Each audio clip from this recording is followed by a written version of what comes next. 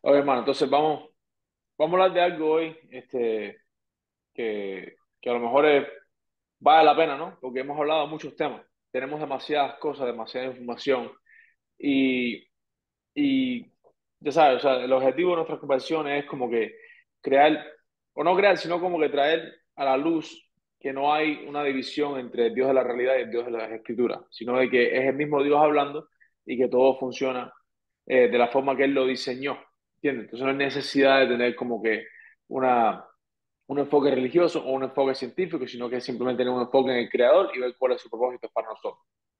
Entonces, hemos siempre anclado o usado muchas veces de referencia Romanos 1:20, en el cual a través de las cosas hechas es que se entiende la creación de la personalidad de Dios, dando a entender de que la realidad objetiva es la evidencia, ¿ok?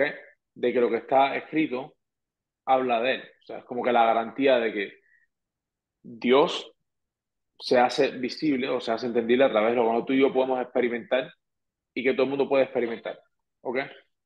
Y se traduce muchas veces a lo que es la ciencia, porque la ciencia es eso, es el estudio y la observación de las cosas hechas, ¿entiendes? Ah, pero una pregunta curiosa, porque con tantas denominaciones que hay, ¿entiendes? Um, tantos entendimientos, tantos diferentes enfoques, eh, si la realidad subjetiva puede existir, ¿ok? Si tú y yo tenemos esa habilidad de crear cosas o entender cosas de un monto, desde un enfoque específico y podemos agruparnos en ese enfoque y convencer a otras personas que se sienten de la misma forma. Eso también es parte de la realidad objetiva. El hecho de que hay subjetividad eh, en nuestra realidad es parte de la realidad en sí mismo. ¿Ok? Eh, y nosotros hemos tenido muchos temas que es como que no estar en eso, sino estar en lo que es objetivo también. Pero si la subjetividad es parte de la objetividad y podemos crear, por ejemplo, porque hay mucha gente que experimentan, no sé, milagros o creen una cosa suficientemente fuerte que realmente se convierte en una objetividad para ellos, como que "Hey, yo sentí, después vi y eso nadie me lo quita". Y no sé, en cierto punto la subjetividad o entendimiento se convierte en la objetividad también de muchas personas.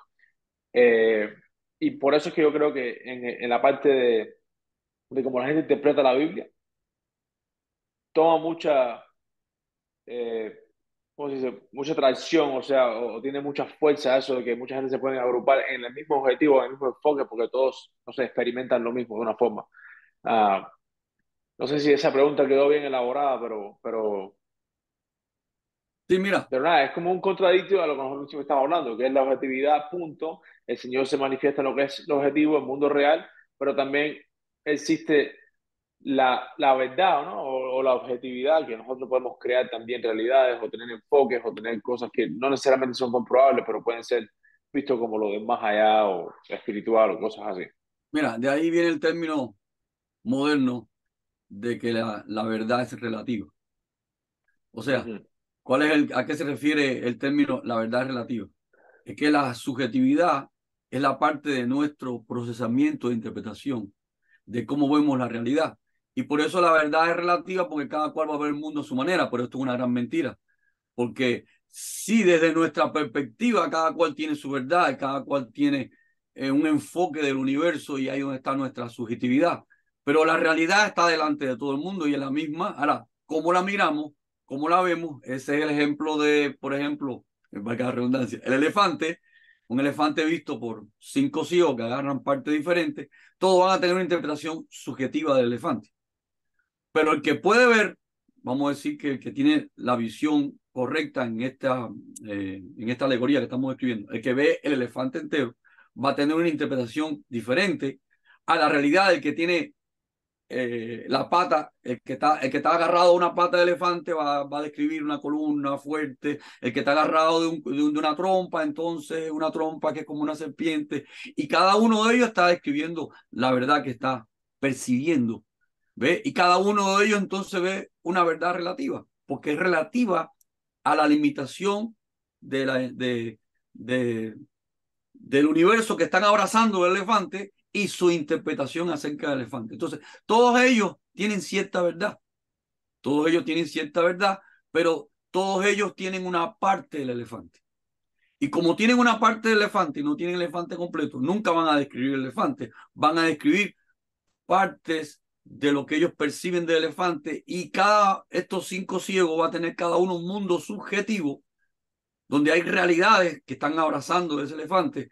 Pero entonces por eso decimos que la verdad relativa, porque cada uno de ellos va a estar viendo una verdad de la realidad en base a la fracción y a la interpretación que están haciendo esa fracción. Pero el elefante está ahí y es inconmovible. Y el que tiene la visión completa ve el elefante y se acabó. Entonces, ese es el conflicto de la humanidad. Y eso es lo que la Biblia le llama pecado. Porque creo que lo que es pecado, ruido de información. O sea, no tenemos la verdad, tenemos parte de la realidad, y, y entonces cada uno hace su interpretación. Pero quien es la verdad es el único que puede ser la verdad, es aquel que lo diseñó todo. Y fíjate que estas son las frases contundentes que trae Jesús, Yeshua. Dice, yo soy la verdad. Él no está diciendo, yo vengo a decir una verdad. Yo vengo a hablarle de algo que puede ser verdad.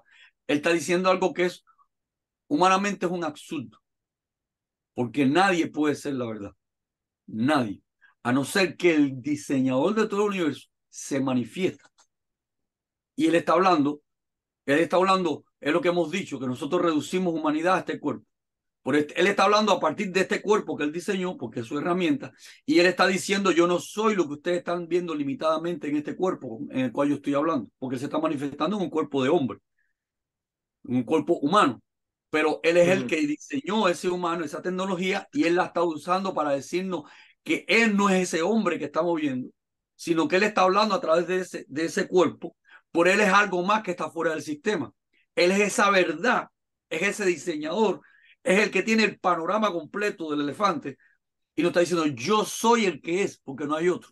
Yo soy el que diseñé este sistema, y este sistema soy yo. Este sistema subsiste y existe a través de mí, porque yo soy el que es. Fíjate que por eso las frases de la Biblia son humanamente, eh, o sea, no son, no tienen, o sea, no le puedes ver un enfoque total, no hay forma humana. O sea, si la Biblia no dice yo soy el que soy, yo soy la verdad, nadie humanamente puede decir esa frase. A nadie en la humanidad se le hubiera ocurrido decir yo soy el que es, porque ningún humano es, todo humano muere.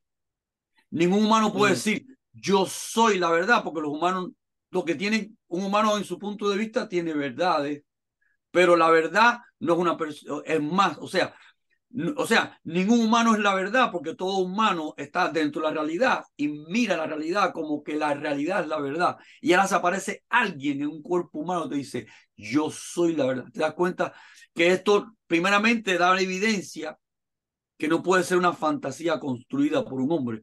Porque el lenguaje de la Biblia va a un sistema de información eterno. Porque solamente la información que es la verdad, vamos a hablar conceptualmente, la información, que no somos nosotros, que es la verdad, es la única que se puede aparecer y decir yo soy, decir, hablar eh, eh, con esa, vamos a decir, con esa forma de que ninguna persona humana puede hablar, ninguna persona humana se le ocurre decir, porque es antirracional para un ser humano.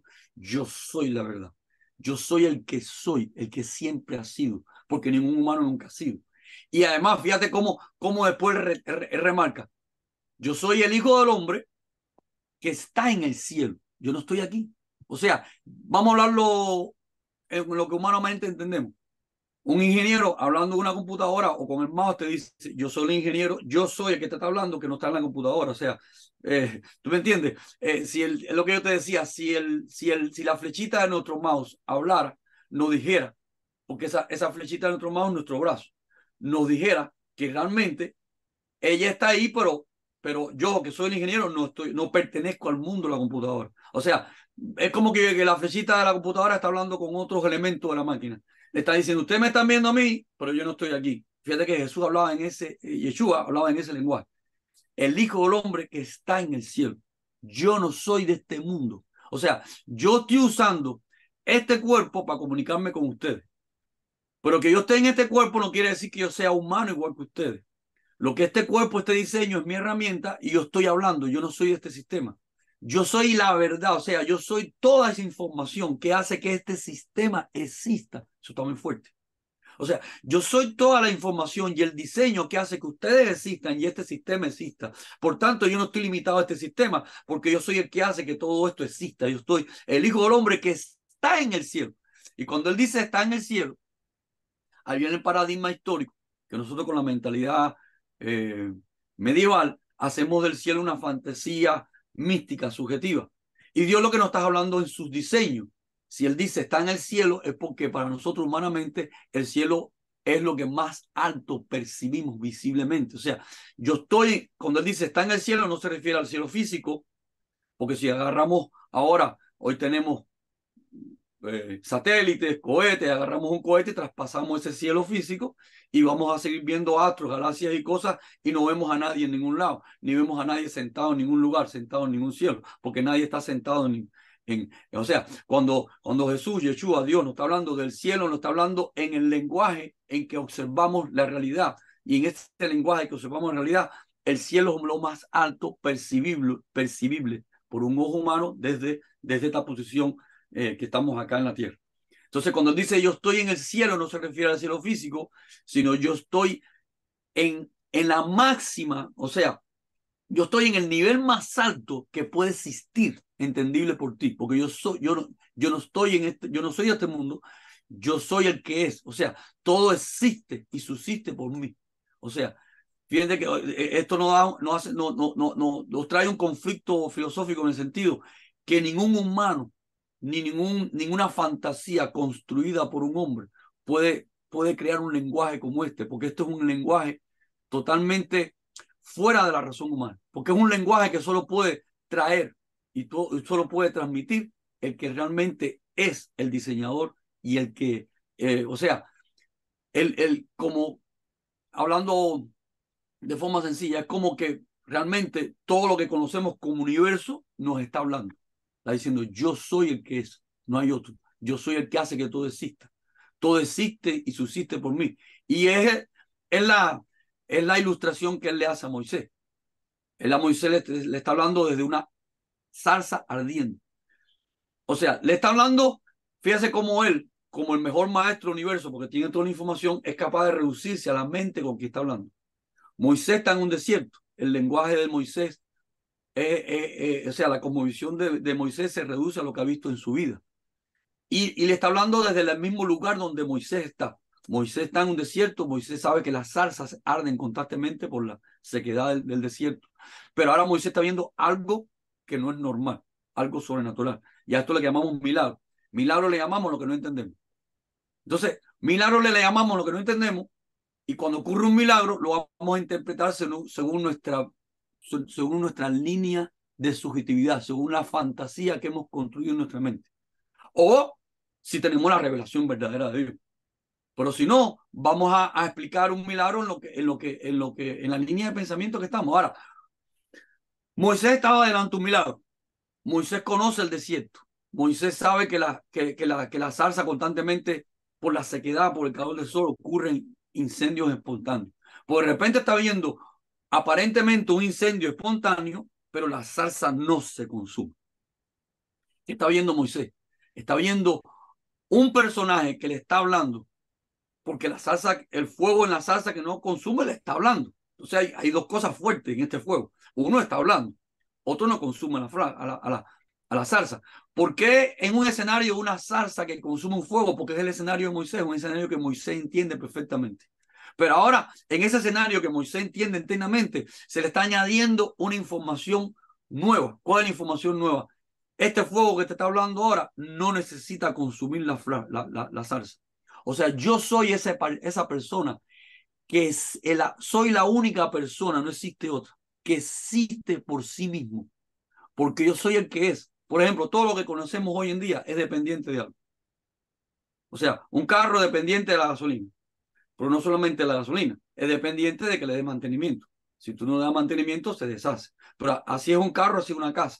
Si a una casa tú no le das suministro de electricidad, está muerta, está apagada. Si no le das mantenimiento, se deshace. O sea, todo lo que existe es dependiente.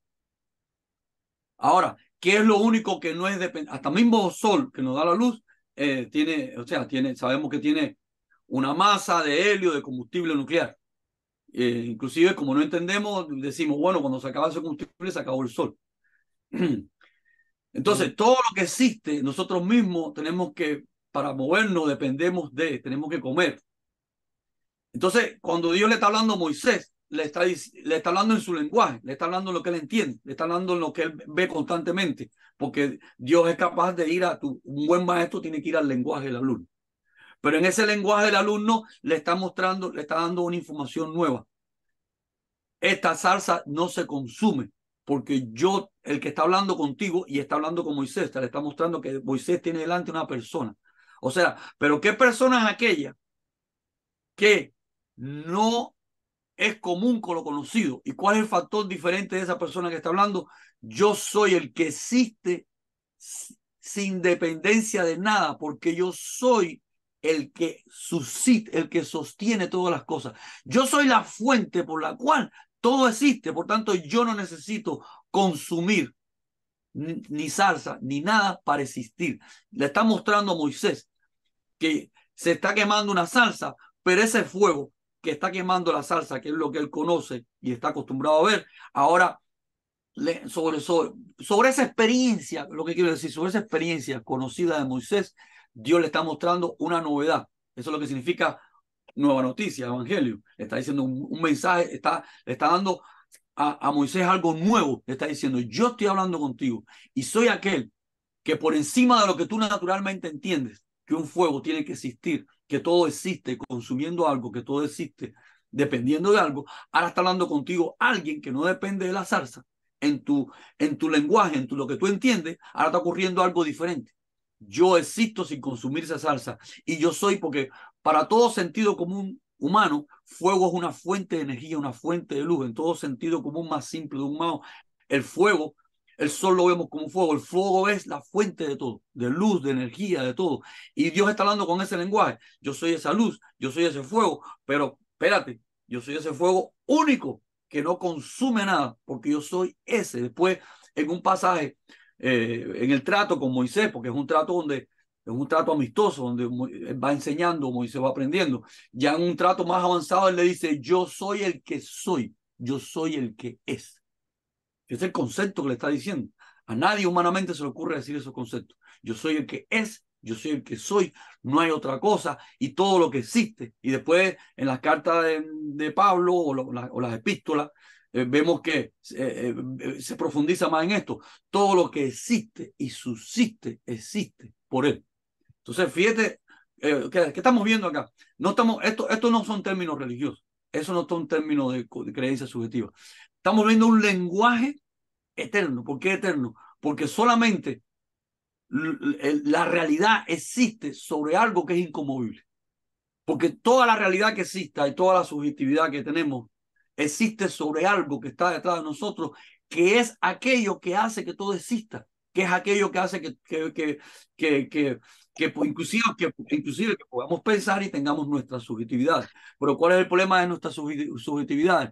Que si nuestras subjetividades siempre van a estar limitadas a nuestra experiencia, recuerda el modelo de los ciegos, que cada cual tiene una experiencia diferente del elefante. Y cada cual va a interpretar esa experiencia por la limitación de su información. Porque cada uno de nosotros tiene una información limitada por la educación. A ver, si yo hubiera nacido en una época medieval, yo hubiera pensado totalmente diferente. Porque yo voy a pensar según el entorno histórico y el entorno social en que me voy. O sea, en el entorno social en que yo, desde que nací, cuál fue la educación que me dieron mis padres, cuál fue la escuela que fui, cuál es el entorno social que yo escogí, porque yo voy a escoger un entorno social acorde a lo que me es afín.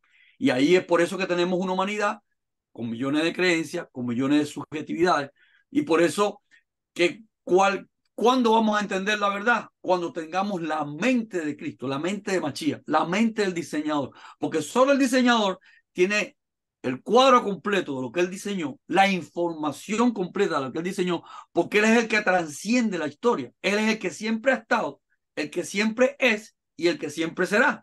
nosotros estamos en un tiempo transiente, en un tiempo muy cortico, influenciado por nuestra sociedad, influenciado por nuestra subjetividad, influenciado por lo que creemos. Y entonces, esto es lo que hace el entorno cultural que hemos nacido y crecido, donde todo el conocimiento que tenemos y hemos recibido se ha dividido dos formas generales: el mundo científico y el mundo religioso. Y queremos a veces que se unan estos dos mundos, y es imposible, porque el mundo científico y el mundo religioso es el resultado de dos formas utópicas de la subjetividad humana de ver la realidad. El mundo científico no es la verdadera ciencia, porque la verdadera ciencia es la información que siempre ha estado, la información eterna. El mundo científico es un intento de entender la realidad analizando la realidad concreta. Pero ¿qué pasa? Que ahí donde hay una parte fuerte de la ciencia que es verdadera. O sea, el 99,999, por decirlo así, de la ciencia, es la ciencia aplicada, es la tecnología. Y esa ciencia no es que es la verdad, es que tiene que someterse a la verdad. O sea, no estamos poniendo aquí a la ciencia como algo que nos va a dar criterio eh, para entender, o sea, no vamos a darle a la ciencia un altar de respeto para que lo que diga ella es lo correcto. No, vamos a entender que lo que se ha hecho de la ciencia funcionable, o sea, que funciona, es porque la ciencia ha tenido que someterse, que es otra cosa, a la regla de la realidad.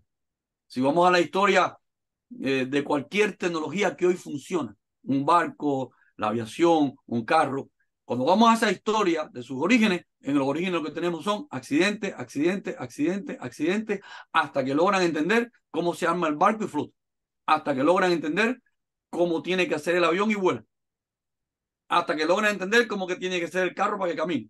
Pero ¿qué es lo que estamos viendo? O sea, que aquella ciencia que es aplicada no es porque es la verdad, sino porque aquel intento de obtener un resultado y han tenido que someterse a la realidad, si no el avión no vuela.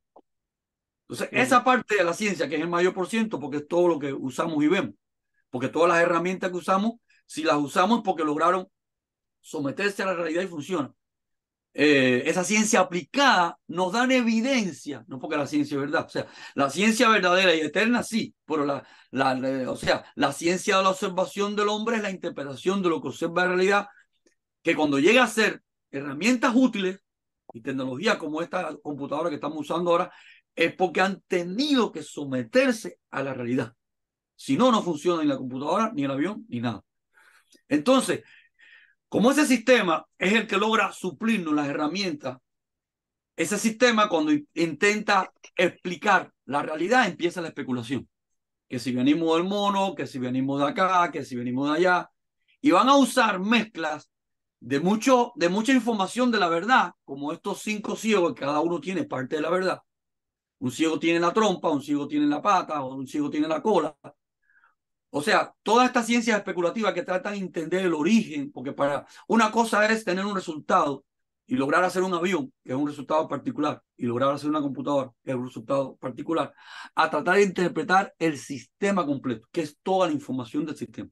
Entonces no podemos a través de información particular, o sea, repito, no podemos a través de los 5 ciegos no pueden construir el elefante, porque cada uno de ellos tiene una información particular, cada uno tiene una pata, una cola, no se pueden poner de acuerdo porque ellos no ven el panorama completo. Y eso es lo que nos pasa a la humanidad, que cada uno de nuestros enfoques humanos tiene una particularidad, tiene una parte, tiene verdad, pero no podemos hacer una conclusión de la generalidad, No podemos ir, por ejemplo, repito, la ciencia en forma particular tiene resultados, tecnología, y ahí hay verdad. Pero cuando trata de explicar la eternidad, lo que pasó en el pasado, va a usar como los ciegos parte de la verdad que tiene y va a inyectar la subjetividad. Y vienen todas estas teorías que ya no son científicas, porque científico y práctico es tecnología, es producto terminado.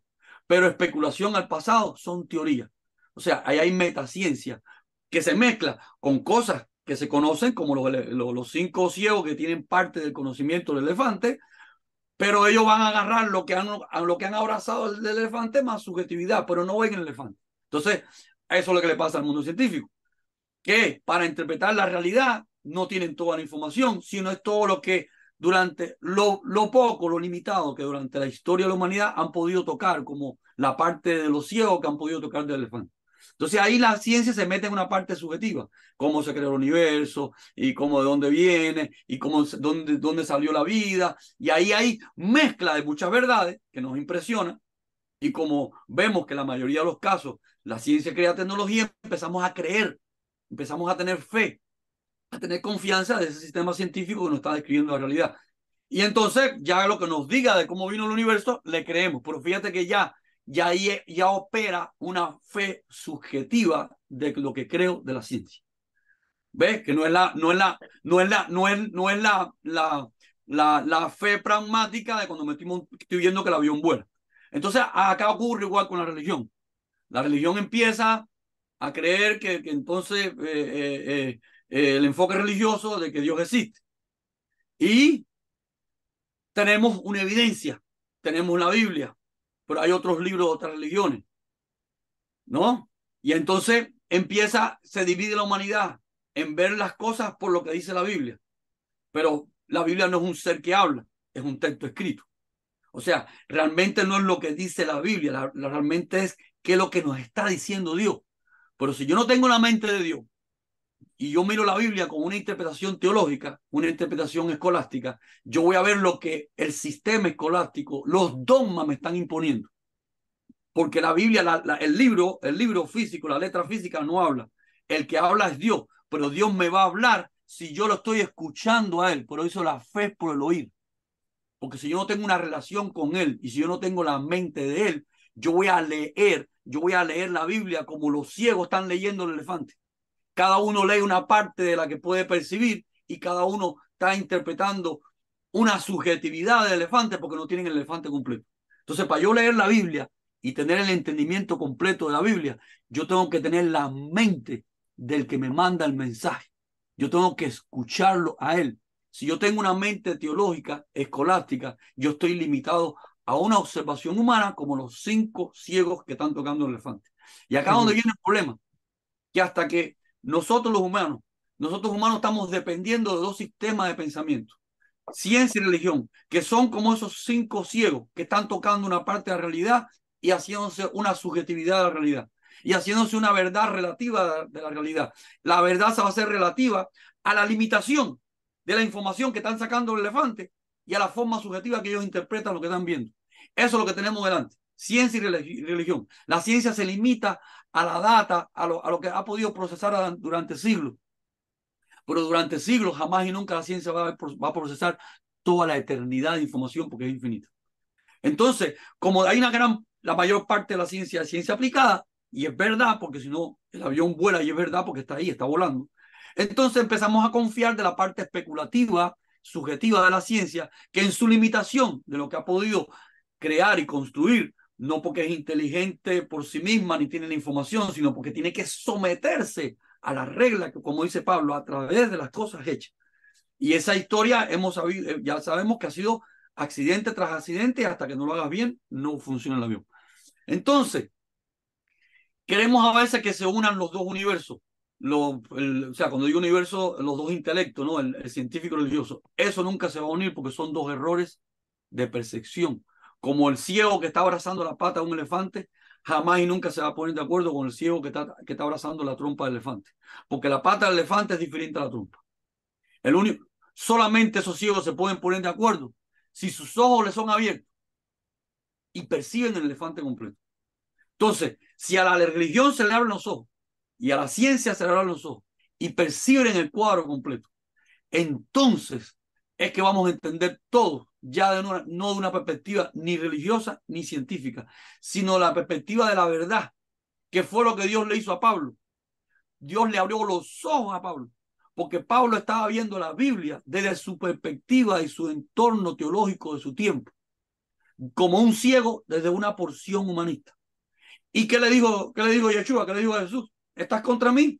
Porque en tu idealismo de la interpretación de mi letra, porque Dios ha enviado una letra, una carta, un testimonio a la humanidad.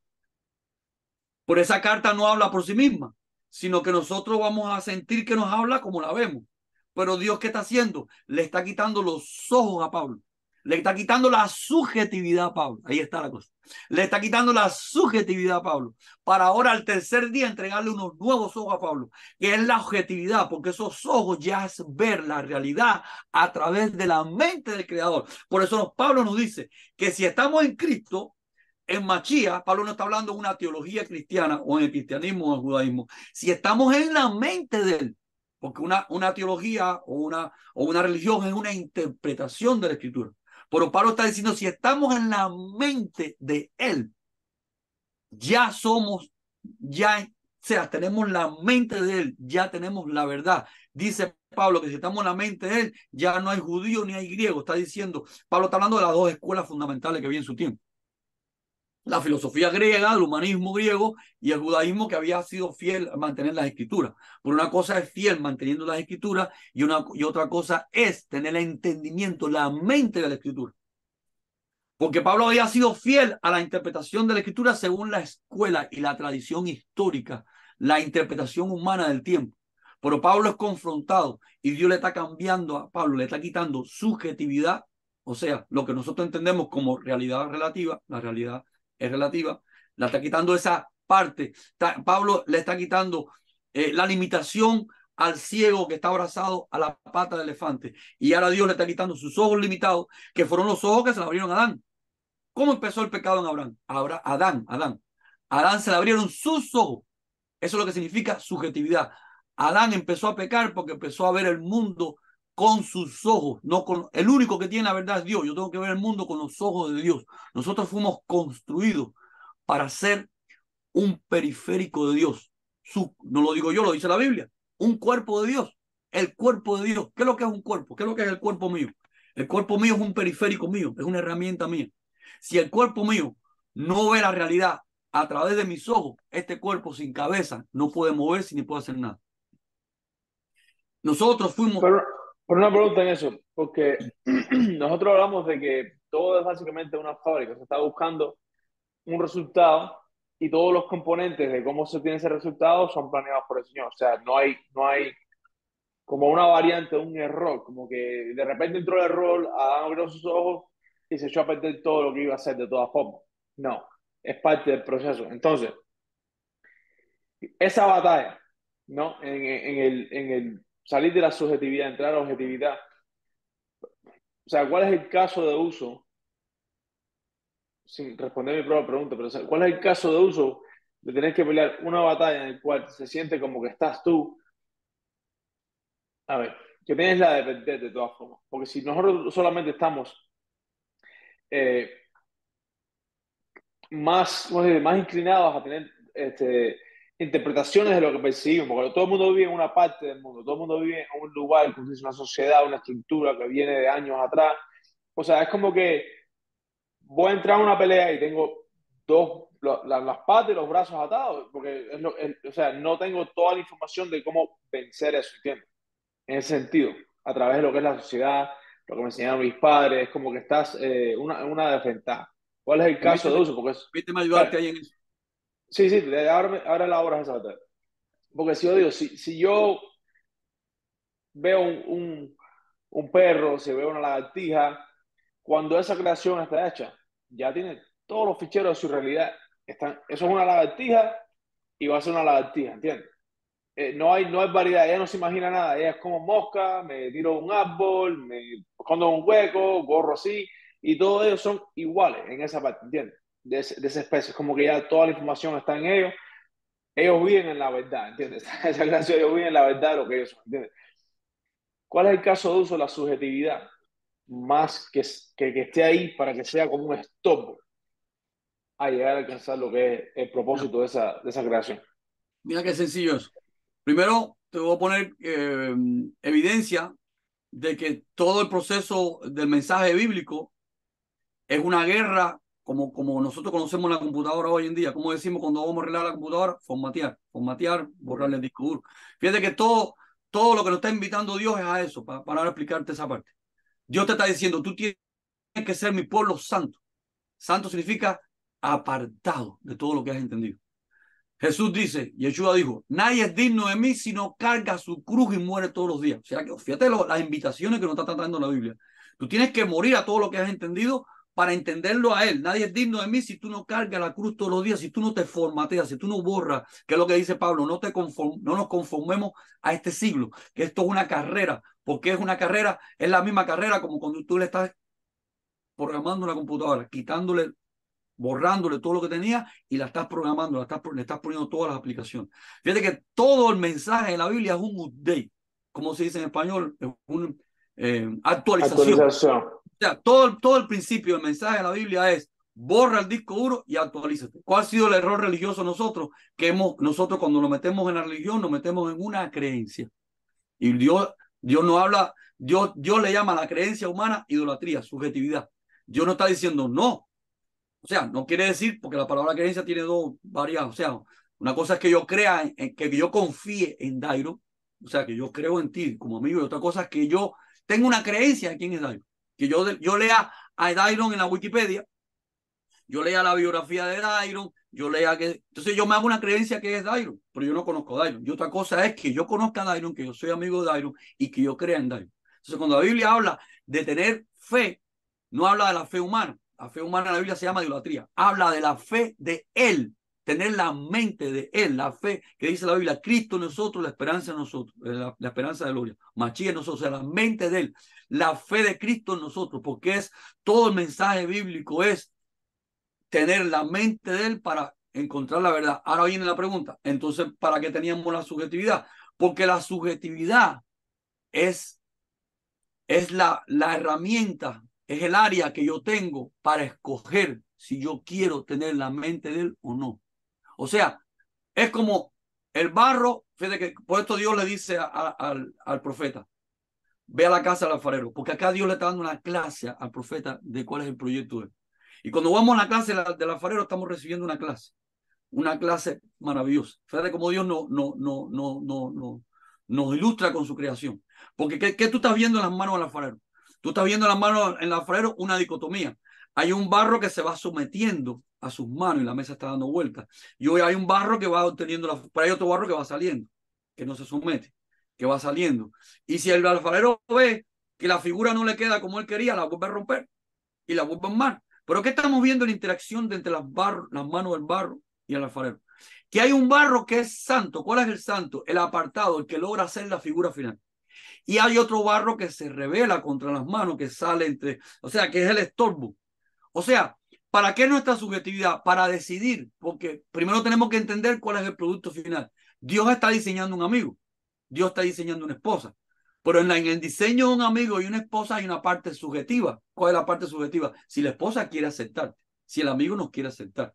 Porque en ese diseño es un diseño, ¿cómo se dice cuando es entre ambas partes? Es un diseño en equipo. En el diseño de una amistad, participas tú que estás invirtiendo en que quieres ser tu amigo o cuando estás conquistando a una muchacha para que sea tu esposa. Pero participa también el amigo o la muchacha, porque ellos van al final del camino, de ese intento de tú hacer un amigo o tener una esposa, van a decidir si lo van a hacer o no. Entonces, la subjetividad es el ingrediente, es la herramienta donde en ese proceso productivo yo estoy decidiendo si yo quiero entrar en esa línea de producción, si yo quiero entrar en esa invitación. Dios nos está invitando a que nosotros seamos su cuerpo, su periférico. O sea, igual que este cuerpo mío, ahora es mi cuerpo. Si este cuerpo mío se enferma con cáncer, deja de ser mi cuerpo. El cáncer es eso.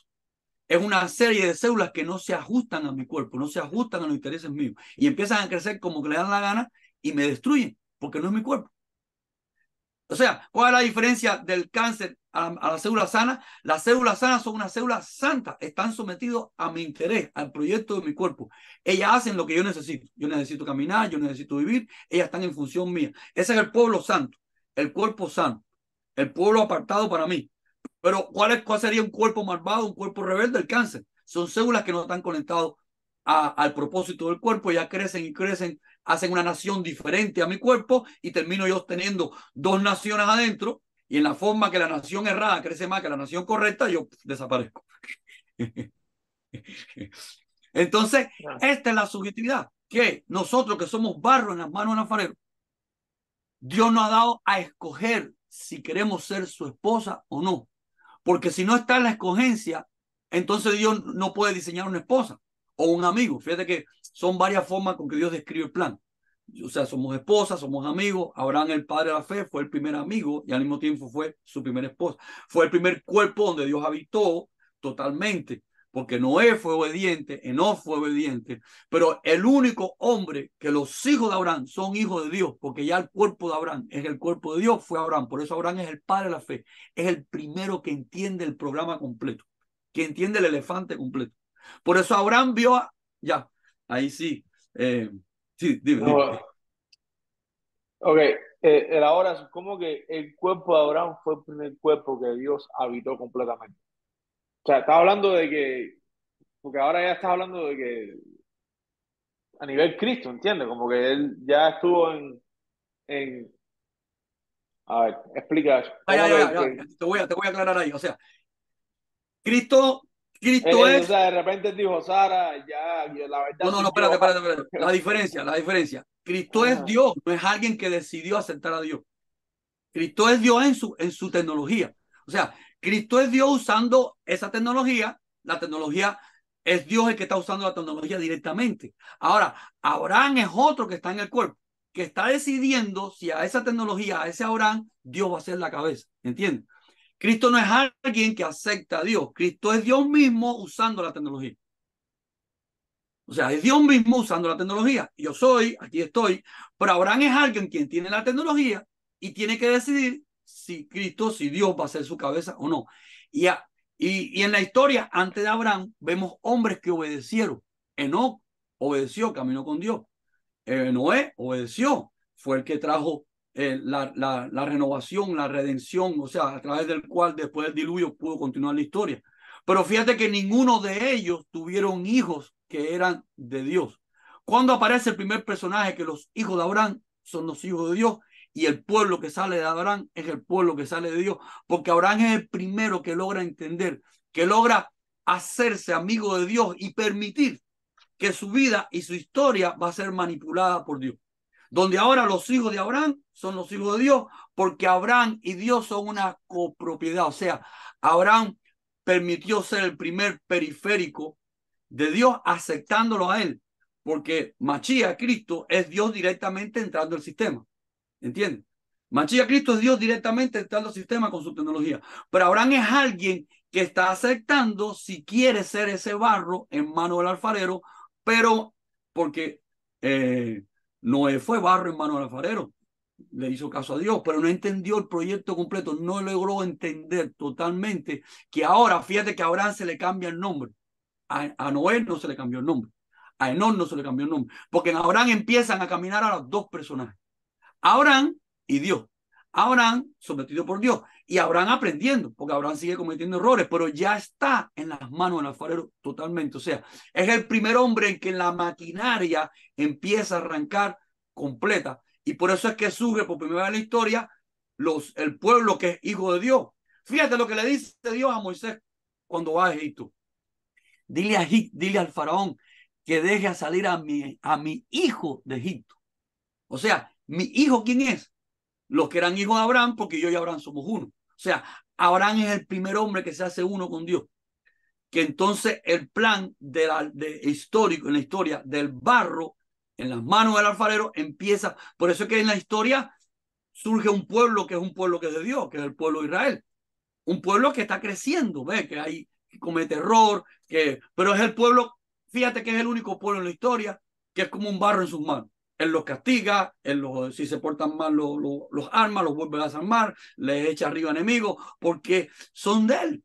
O sea, como Abraham se hizo uno con él legalmente, ahora Abraham está permitiendo que en la eternidad los hijos de Abraham son hijos también de Dios y Dios puede manipular su generación en el futuro. Y por eso cuando Él viene, fíjate, cuando Él viene en carne, que ya entendimos que en carne no es venir corporal, porque se le apareció a Abraham corporalmente, venir en carne es venir operativo al sistema. Cuando Él viene de una mujer, que viene de María, conocida como María, pero su nombre hebreo es Miriam, cuando Él es nacido de Miriam es porque Miriam es de las generaciones que salieron de Abraham, si no, no puede nacer de ninguna, Él no puede venir de ninguna otra persona que no es de Él, porque para esto la subjetividad. para permitirte, si tú quieres entrar en mi proyecto, donde yo voy a entrar, donde yo voy a manipular, donde yo voy a nacer de ti. ¿Ves? Él nació de las generaciones de Abraham. Miriam y José, María y José y Joseph eran de la generación de Abraham, eran del barro que entró en su maquinaria. O sea, Abraham es el primero que entra completo en la maquinaria, por eso le es cambiado el nombre, porque ahora es barro en mano del alfarero.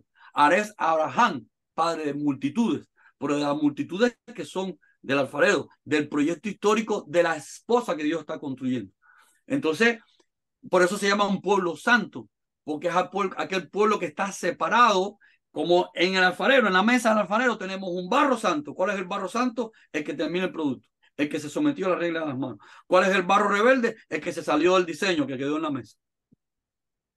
Ahora, el mismo que es santo, cuando no, el alfarero no logra lo que él quiere, lo rompe y lo vuelve a hacer. Es lo que ha pasado en la historia de Israel.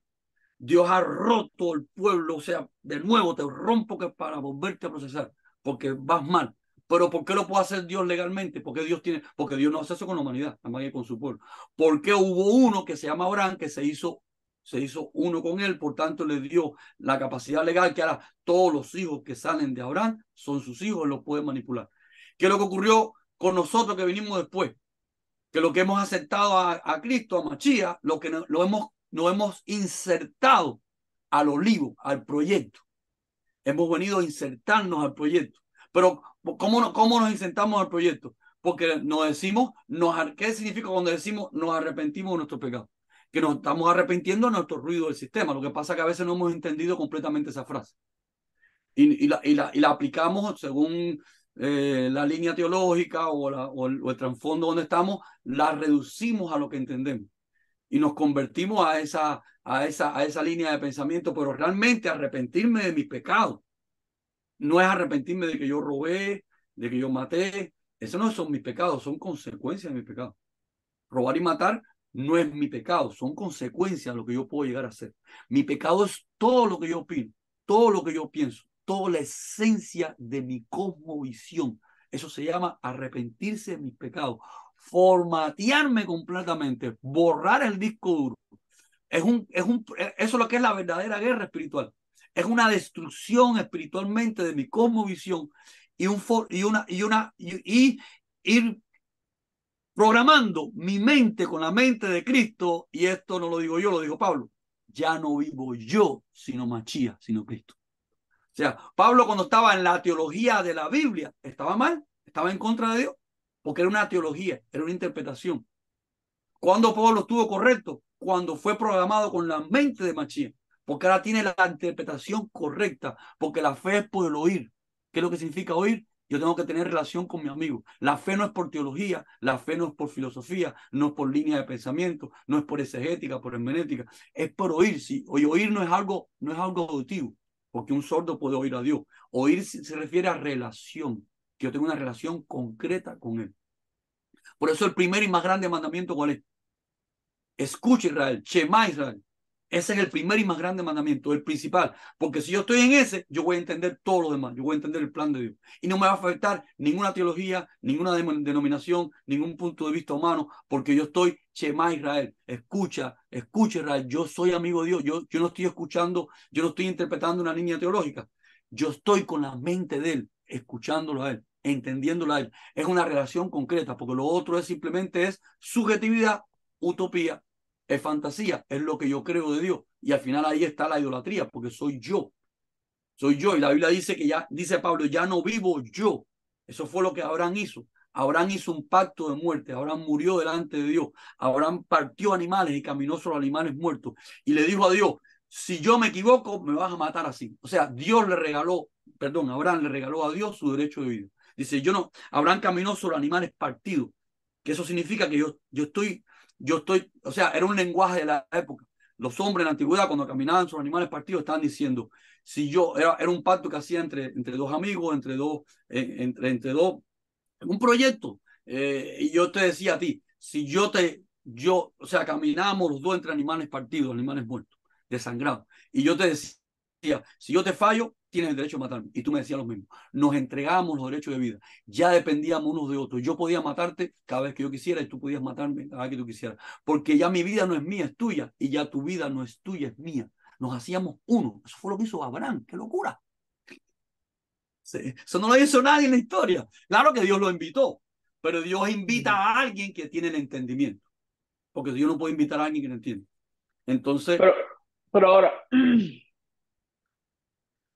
este, este, o sea, ok, si este concepto de que legalmente Dios puede manipular el pueblo, puede hacer lo que quiera, legalmente, o sea, estamos implicando de que hay una legalidad, o sea, que hay una ley que las cosas tienen que ser de esa forma. Pero si Él es es el un creador de diseño. todas las Le cosas, está dando ley como diseño, como estructura de trabajo. sí, pero si Él creó todas las cosas, o sea, y todo es de Él, por Él y para Él, o sea, ¿por qué tiene que pasar ese de que alguien tiene que escoger? Si no es como que ya, yo voy a crear nación nueva y ellos van a hacer lo que yo quiera. Ah, que todo es de él, entiendo. No queda claro eso de que es legal ahora, de que puede, o sea, que puede hacer lo que quiera con este pueblo No, específico. no es lo que él quiera, está el libre albedrío. Pero, por ejemplo, tus hijos, tú con tus hijos, como son tuyos, aunque tus hijos van a ser al final libre albedrío los que ellos quieren, pero tú como padre tienes la potestad de tú llevarlos a la escuela que tú entiendes, darle la educación que tú entiendes, porque tú le vas a ellos a imponer lo mejor que tú entiendes para su vida, aunque al final ellos van a hacer lo que ellos quieran. Pero cuando ya ellos llegan a la mayoría de edad, tú terminaste. Pero mientras ellos no llegaron a la mayoría de edad, tú tienes la legalidad porque tú eres el responsable, tú eres el papá, son tus hijos, de tú transmitir lo mejor, todo lo mejor que tú en tu punto de vista entiendes que es para ellos. Esto fue lo que sucedió entre Dios y Abraham. Abraham, al hacerse uno con Dios, está haciendo que Dios ya, toda la descendencia de Abraham es como tus hijos, tu descendencia para ti. Tú tienes, o sea, allá Abraham, o sea, Dios es en Abraham uno. Todo lo que salga de Abraham es como todo lo que sale de ti. Tú vas a tener sobre tus hijos, tú vas a intentar invertir sobre ellos lo que para ti es lo mejor, aunque al final ellos van a hacer lo que ellos decidan, pero tú tienes ¿por qué tú tienes la legalidad paternal sobre tus hijos? Porque son tuyos, simplemente Sí, pero son ¿por qué tuyos. solamente los hijos de Abraham y no toda la creación? Porque la creación les da, recuerda que la creación es obtener una esposa y la esposa en ese diseño ya tiene que decidir si quiere ser o no quiere ser. Abraham es dentro de la humanidad aquel que decidió sí. Yo quiero que yo y tú seamos uno y que tú hagas conmigo lo que tú quieras, que tú termines la obra. O sea, es quien va a ser. Es igual que cuando tú sales a buscar un amigo. Cuando tú sales a buscar un amigo, de todos los intentos que tú has tenido, dime realmente si la minoría no ha sido. Uno hace durante la vida un intento de hacer muchos amigos, pero realmente se convierten a verdaderos amigos una minoría. Uno, dos de 100 que uno invirtió, por decir así. Porque tú haces una inversión, pero ellos deciden si ser o no. La humanidad está ahí como un barro. Todo ese es el reto de este proyecto productivo. ¿Quién de ese barro quiere ser mi esposa? ¿Quién de ese barro quiere ser mi cuerpo? Como las células mías. ¿Quién de este cuerpo quiere ser? ¿Cuáles de esas células de este cuerpo quieren ser mías? Las que no quieren ser mías van a ser un cáncer. Me van a destruir. Van a destruir el proyecto porque van a estar contra el proyecto. Y las que se mantienen siendo mías son las que van a ser mi cuerpo. Yo no tengo legalidad de hacer con mi cuerpo lo que me da la gana. Yo voy con mi cuerpo donde yo quiera, porque es mi cuerpo. Nadie, o sea, yo tengo la legalidad completa sobre mi cuerpo. Eso es lo que está haciendo Abraham. Abraham le está entregando a Dios su cuerpo y sus generaciones como que ahora es su cuerpo, es el cuerpo de Dios. Dios hace con él lo que quiere porque es el cuerpo de Dios, porque es lo que al final se va a consumar. ¿Quién es la nueva Jerusalén? La que desciende del cielo, ¿ves? Su diseño, aquella que es su cuerpo, el cuerpo de Dios, que hace lo que él quiere. Porque todo esto es un proyecto productivo donde Dios está diseñando un cuerpo y le está dando a las células la opción. Las células somos nosotros, la opción de escoger. Células santas son las que quieren ser su cuerpo. Células que no son santas son las células cancerígenas. Ellas van a crecer como quieran. Y toda la humanidad es el caldo de cultivo, es el barro en manos del alfarero que está en todo este proceso histórico. ¿Ves? Ahí está desde las dos. Por eso en la Biblia habla de dos simientes: Caín y Abel. ¿Ves? Caín es el que se revela y Abel es el que es fiel. Y fíjate que Caín siempre mata a Abel. ¿Ves? Cuando Yeshua vino, es un tipo de Abel. Y la humanidad, un tipo de Caín. ¿Qué hizo Caín? La humanidad mató a Yeshua, mató a Jesús. Porque Caín está en contra, y eso es lo que hace, y eso es lo mismo que pasa en mi cuerpo. ¿Qué hace el cáncer en mi cuerpo? Mata al cuerpo santo. Porque la infuncionalidad mata a la funcionalidad. Y la legalidad es aquello que qué células quieren ser parte de mi cuerpo. Las células que son parte de mi cuerpo hacen lo que yo quiero. Y eso es legal porque es mi cuerpo. Entonces, en Abraham fue el primer hombre que tuvo el reto de la decisión si iba a ser el primer hombre que iba a decidir que él iba a ser el cuerpo de Dios. Por tanto, él, sus generaciones y sus hijos iba a ser este cuerpo que está creciendo históricamente, donde Dios, como es su cuerpo, puede manipular, como cuando yo tengo cáncer, lo pico y lo corto, porque no me conviene. Y eso es lo que está ocurriendo en la historia de Israel, en la historia de ese pueblo, que Dios va cortando, Dios va picando, Dios va rompiendo. Y por eso Dios le dice, por ejemplo, para confirmar todo esto, como todos los diálogos de Dios van en un mismo sentido. ¿Qué le dice Dios a Josué cuando va a conquistar la tierra? Conquistar la tierra significa abrazar el proyecto, porque la tierra prometida es donde Dios reina, es el cuerpo donde Él, sus frutos. ¿Qué le dice Dios a Josué? Sé valiente. Y lo que tenía Josué delante era una batalla, conquistar la tierra. Sé valiente para que de día y de noche medites en mi palabra. Fíjate que esta es la guerra espiritual más fuerte. ¿En qué tenía que ser valiente Josué? Como mismo tú dijiste, siempre estamos tentados a la subjetividad.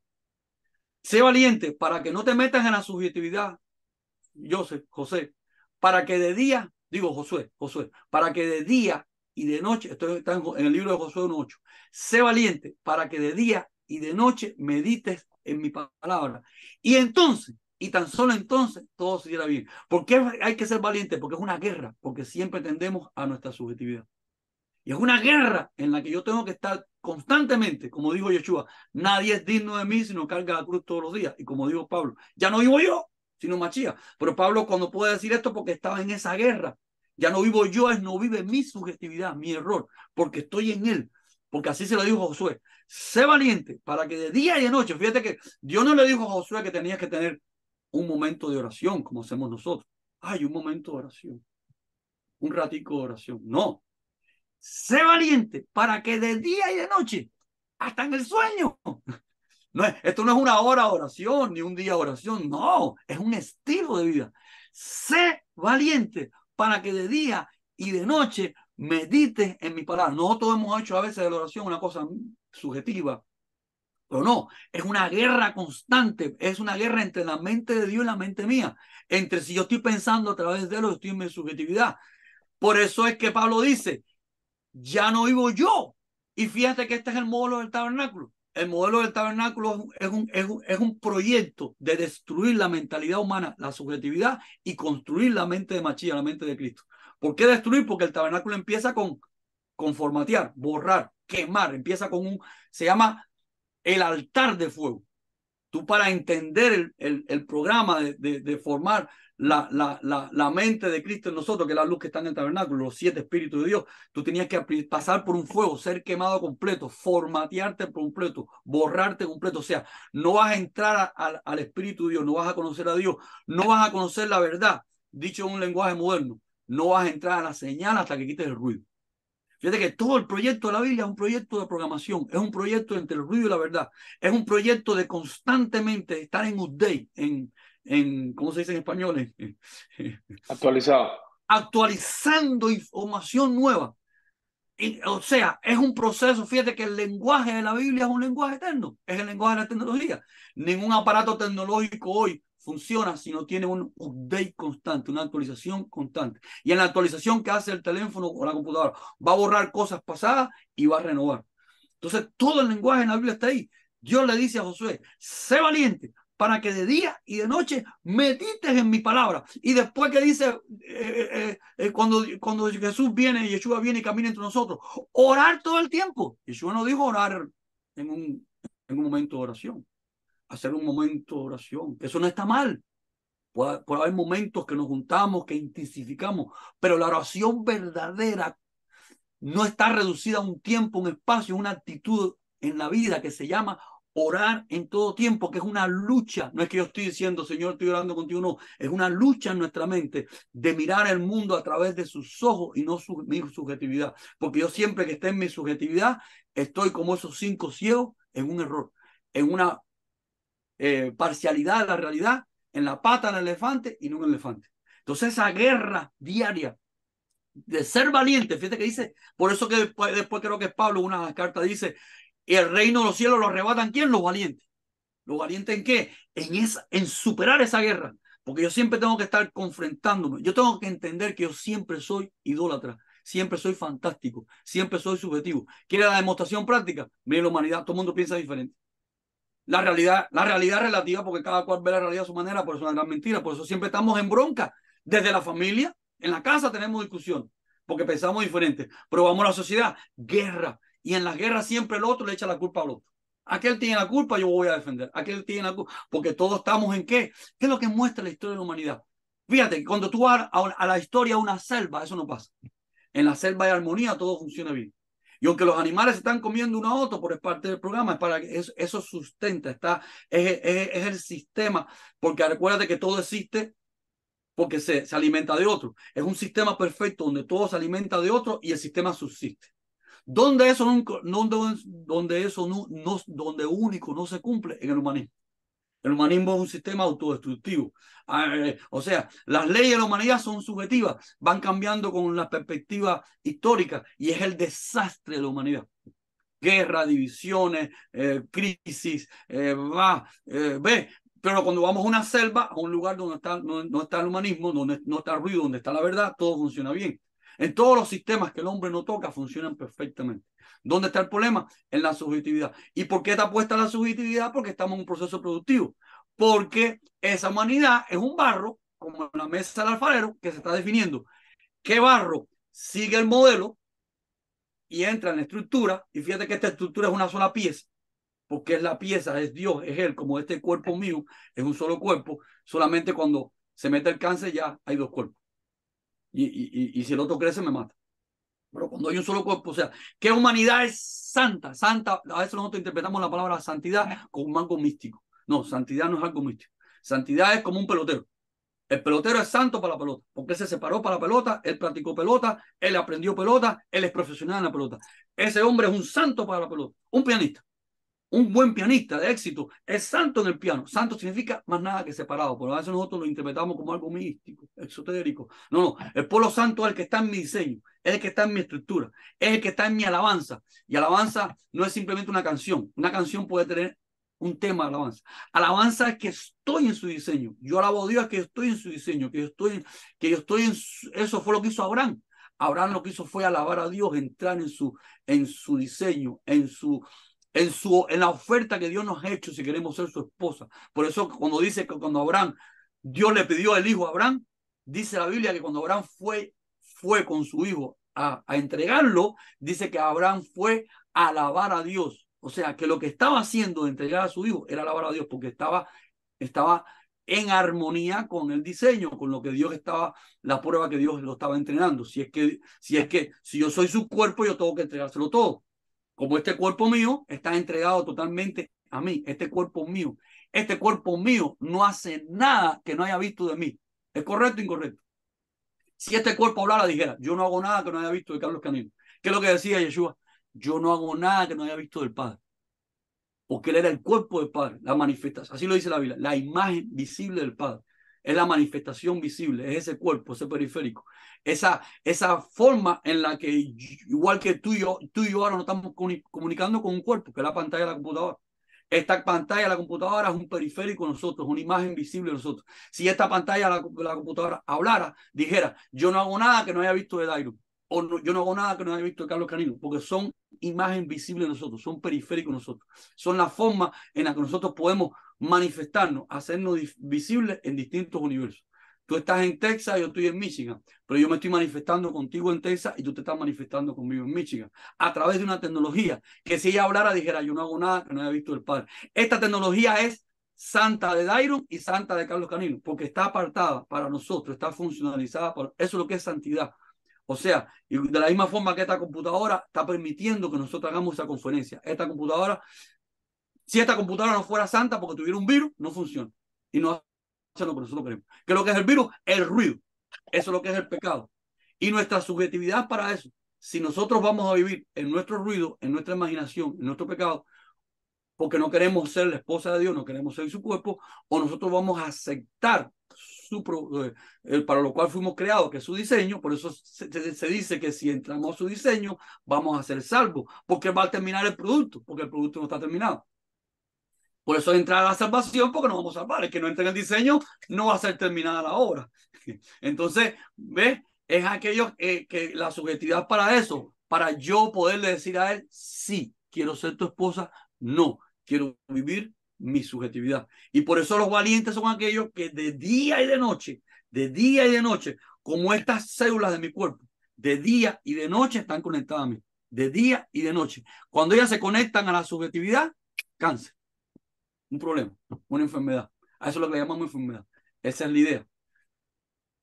Todo cumple con el continuo otra vez, como empezamos, la O sea, objetividad. Tanto como tú puedes explicar cómo funciona un cuerpo en cáncer, es como funciona en el proceso, o en el proyecto nosotros.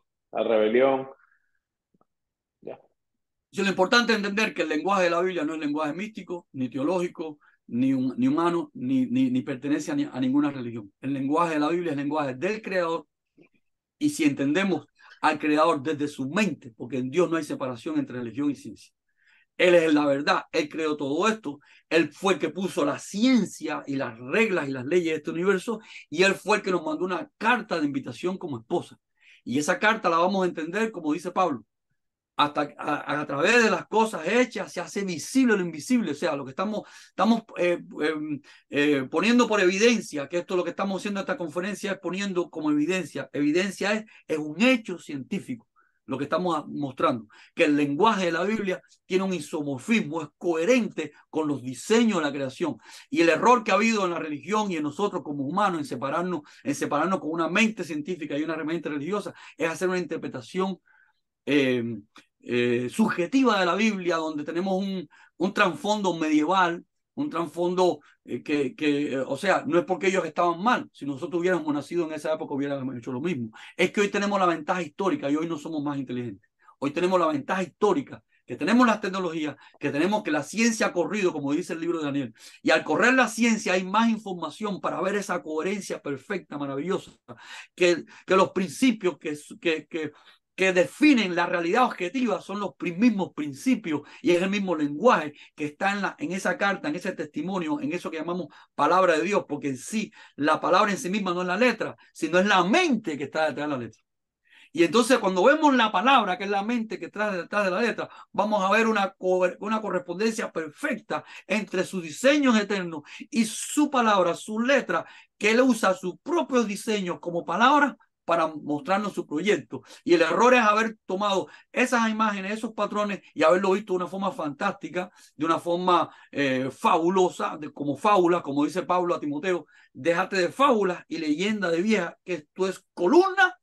Oye, como dice Pablo, déjate de fábula y leyenda de vieja, que esto es columna y baluarte de la verdad. Y la verdad son principios eternos, son principios, o sea, en la verdad no hay separación entre ciencia y religión, porque en la verdad está la ciencia con que Dios creó todas las cosas y el plan de Dios para religarse con su esposa. Una cosa es cómo él proyecta un plan para religarse, para unirse con su esposa, y otra cosa es la religión humana.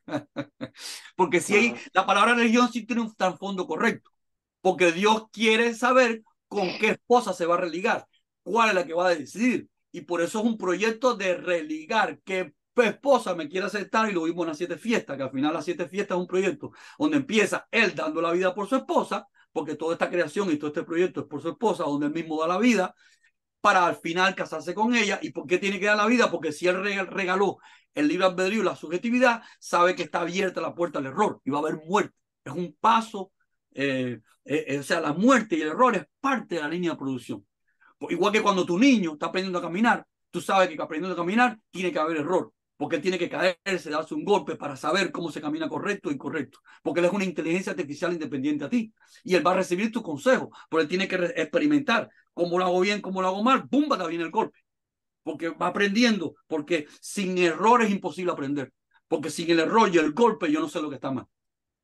Claro. Porque es la forma individual, como inteligencia artificial, que yo estoy tratando de ser obediente con mi papá, pero como en mi experiencia yo veo que estoy errado o no, porque estoy experimentando, estoy creciendo, estoy madurando, estoy manejando lo que me dice mi papá y lo que yo entiendo, y cuando me equivoco, me caigo.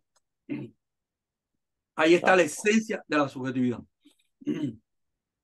Bueno, es parte del sistema. Gracias por la explicación, man. No, gracias a ti que me permite poder extenderte Dale, en todo. dale. Bueno, seguimos la próxima semana Sí, sí, este es un con más tema del que tema. pienso que no va a tomar uno, vaya, esto es el preámbulo para todo, porque aquí está, o sea, yo digo la llaga, el punto clave de toda la historia filosófica y cultural de la humanidad y toda la división que hemos Ujú, tenido entre filosofía idealista y materialista, entre ciencia y religión, todo el conflicto histórico que hemos visto en la historia de la humanidad está dada por la guerra entre el ruido y la señal. Y en la verdad no hay división. O sea, la división nos está mostrando errores metodológicos en los dos bandos. En los dos bandos hay verdad y en los dos bandos hay mentira. Y los dos bandos tienen mezcla. Porque en la verdad no hay división. Por eso Dios dice, yo soy el que es, el que fui, el que es y el que seré, el alfa y el omega, Aleph Taf, en español, en alfa y omega de las letras griegas, pero en hebreo sería Aleph Taf, o sea, que dice que soy el primero y el último, que yo soy el principio de todas las cosas y el propósito de todas las cosas. Yo soy el que siempre he sido y siempre el que siempre seré, porque yo soy el que es. No hay, ¿cómo dice Dios? Yo soy el que es. Esa frase no se le puede ocurrir a ningún humano. Yo soy el que es, no hay otro. ¡Wow! Todo subsiste y existe por mí. Por tanto, él es el único que tiene el background, que tiene el cuadro completo. Y dale que me no. extiendo con esto. Gracias, Dale, gracias. man. Bueno.